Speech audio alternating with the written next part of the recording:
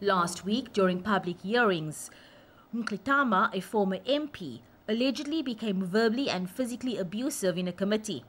It was a joint meeting of the Standing Committee of Finance and the Portfolio Committee on Trade and Industry. A heated exchange ensued between the two chairpersons, Mngxitama and other BLF members. Parliament and MPs view the incident in a serious light. As a people's parliament, we want people to come to parliament. We want them to participate in public hearings, but that has to happen within the rules. And in this case, I think it was even more mischievous because the ringleader of the breakup was a former member of parliament who was very well familiar with the rules.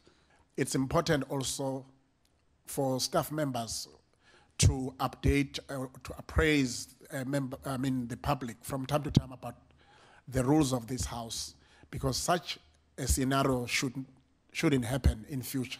It's not the rules that we need to look at, it's the implementation of the rules that's more important. Because if you look at the rule that was referred to by Honourable Steenhuisen, it provides for removal of persons. We must get to a point to say that what kind of sanctions are we going to impose to people who misbehave when they come to parliamentary proceedings, apart from just saying to people, no, we're going to eject you from that and tell you to leave.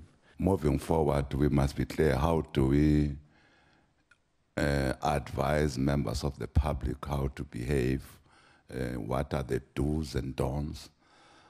But here we also have a criminal element that creeps in, where members of parliament were threatened.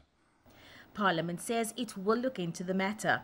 Clearly, it's first about enforcing our own rules before we start reviewing any other rules, including looking at the operational plans as we go forward, especially for the EPCs, as the Honourable Chief Whip of the Opposition has indicated, involving the strategic deployment as well as protection services. Personally, I think the protection services took too long to get to Good Hope Chamber.